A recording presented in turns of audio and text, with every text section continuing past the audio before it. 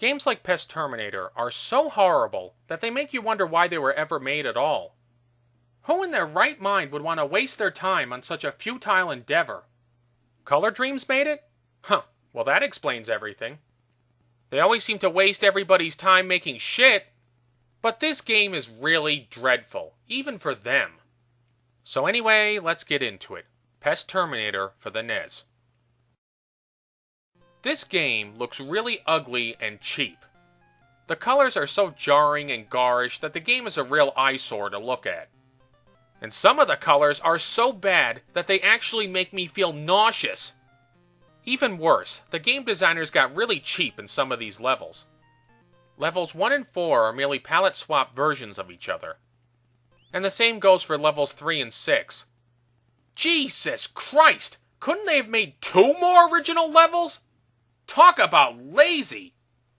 Anyway, the game's protagonist is Colonel Cleanup. Yes, that really is his name. It's even spelled wrong in the opening text. This is one of the stupidest names for a character ever! It makes a name like Peter Malark sound like genius. But even if the character had a great name, he still looks fucking awful! To me, he looks like some kind of cross between Abraham Lincoln and John Doe from Seven. Oh, and I like how he has his finger out all the time. Like, pull my finger. Couldn't they have made him look more like an exterminator and less like a fucking hick? And why is he black and white? It really jags against the color background. Plus he uses a hammer to kill pests. I guess he never heard of fumigation. As for the pests, they don't look too good either.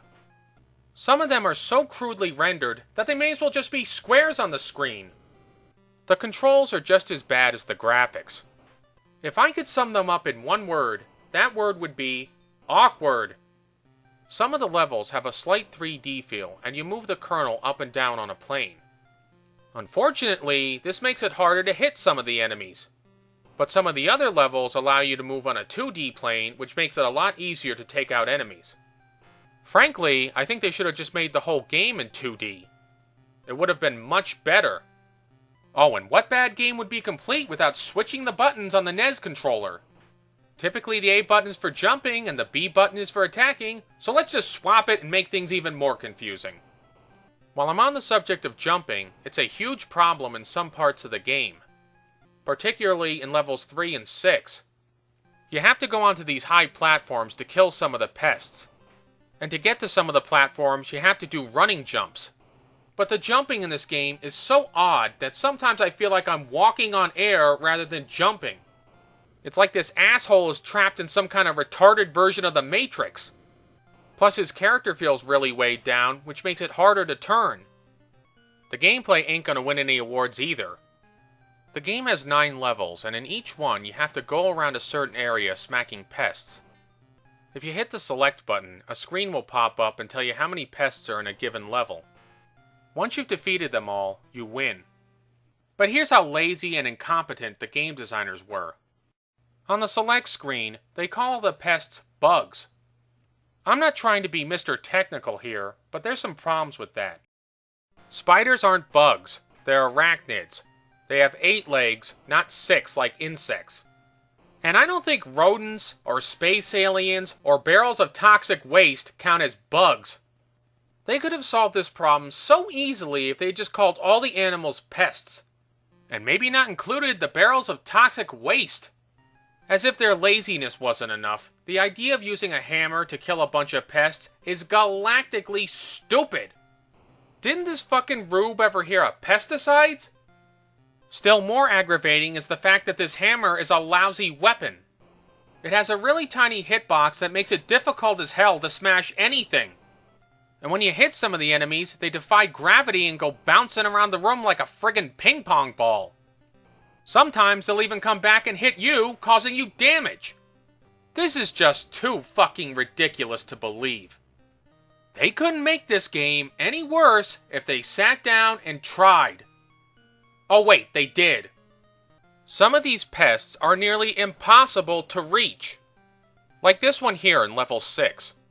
I try to attack the damn thing, but it knocks me off the platform with one of its shots. Then I have to go all the way back around to get to it again. What makes matters even more annoying is that sometimes you can't tell what you can stand on and what you can't.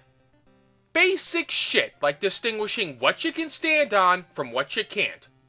And they couldn't do that! One of the few saving graces in this game is that there's no time limit. So you could be fighting this insect and falling off the platform and going back over and over and over again. Come to think of it, that's not much of a saving grace, is it? There's only one other good point about this game, if you can call it that. You can take on the pests in any order that you see fit. But that doesn't count for very much because they're pretty much all the same. The only differences between them are their designs and the fact that some of them are harder to kill than others. So it really doesn't affect your overall gameplay strategy, which makes it a pointless benefit. Yet another problem with the level design is these doors. Like this one. It looks like you can go through this door, right? Well, you can't. If the people at Color Dreams couldn't successfully distinguish doors and platforms from the backgrounds, then they shouldn't have been in the fucking gaming business! Add to all of that, some of the level design is confusing as hell. Like here in level 2. You exit a door and later go back through that same door and end up outside the hotel. Huh? And when you leave through that same door, you end up back at the beginning of the level. Are these portals to other dimensions, or am I in the fucking TARDIS or something? And the maze in the last level is even worse. Good luck figuring out how to get around there. These problems would be more than enough for any ordinary bad game. But Color Dreams ain't done yet. Oh no. They're just getting started. Cruelty is yet another problem with this game. For example, most of the pests don't take away too much life if they hit you. But toxic waste takes away a full life heart. And at the start of level 6, they put you right under a toxic waste pipe! How is this fair? Even more frustrating are these spinning blades in levels 3 and 6. Touch them once and you lose a life. That is so fucking cheap! And these boxes in level 8-1 are almost as bad. They shoot lethal dingleberries that can take away your health very quickly. And because the level has that slight 3D feel, it's sometimes hard to tell where those things are firing at. Some of the other levels in Pesterminator are just really fucking weird. Like the 5th one. You fly around in a helicopter and drop bombs on insects. What is this, a fucking Rocky and Bullwinkle cartoon? Oh, and these bombs are great. They only go in a downward arc, which makes it even harder to hit anything. Stranger still, it takes 2 bombs to blow up these hornets, or whatever the hell they are. And you have to go down and blow them up with a second bomb immediately, or else they'll get back up. Talk about overkill. However, these clouds of insects are the real pain in the ass. One hit from them can take away a whole heart. What, are they made out of titanium? One insect takes out a helicopter. Yeah, right. Despite such annoyances, you can still beat the level easily by flying to the right and dropping a constant stream of bombs. Level 7 takes place underwater. Here you have to take out jellyfish, regular fish, and squids. How are they bugs exactly? And I question the wisdom of blasting open barrels full of toxic waste. Oh, and you can't kill these sharks either.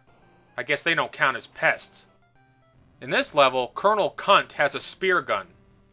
This begs a question. If he can get his hands on bombs, a helicopter, and a spear gun, then why can't he get a fucking can of Raid? Man, this game is so fucking stupid. The only threat in this level are these spitting fish. They can cause a lot of damage. Aside from them, though, the level's pretty easy. You just head right like in the helicopter level and keep blasting shit with your spear gun. The final level takes place on the moon. I'm not even gonna ask how these things can survive in a freezing vacuum. Or why the fucking moon is green. Anyway, you go through the level, you kill more pests, you get killed yourself, blah blah blah. Repetitive is the perfect adjective to describe this game. You would get more variety watching static on a broken TV. Like I mentioned earlier, the final level is a maze. Once again, you have to kill more pests, and yeah, you get the picture. The biggest nuisance in this level are these alien gerbil creatures. They shoot out this red sperm that multiplies and attacks you. Don't ask me, folks. I didn't make this fucking game. Anyway, you have to go through this confusing as hell maze, kill all the pests, and find a key card. When all but one of the enemies are dead, you get to fight the final boss. Ronnie the Rat. A rat. Jesus Christ, why don't you just have him fight a big fucking maggot while you're at it? I would do this part as a stupid boss battles video, but it's so short and easy that it ain't even worth it. You just jump over the blueberries he shoots at you and bop him a couple of times with a hammer. This boss's AI is so pitiful that it's really sad. I would rather get my dick stuck in a mousetrap than play this fucking boss battle. And what is your grand reward for finishing this game? One lousy fucking ending screen. Wow, I feel really fulfilled. The sound effects in this game, oh boy, you just have to hear them.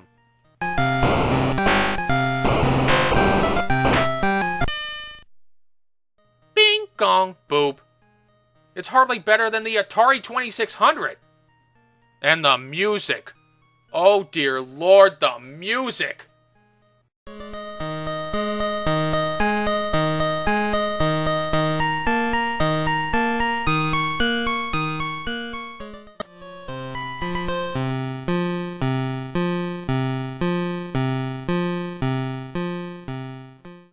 Music like this is so fucking bad that it almost makes being deaf seem desirable. The real pest in Pesterminator is not the insects, or the sea animals, or even the aliens. It's the game itself. And like any pest, it should be swatted out of existence. So in conclusion, Color Dreams proves yet again that they can't make a good game to save their lives. And the only color that should be associated with their dreams is shit brown. This is Film and Stuff signing off. Thanks for watching.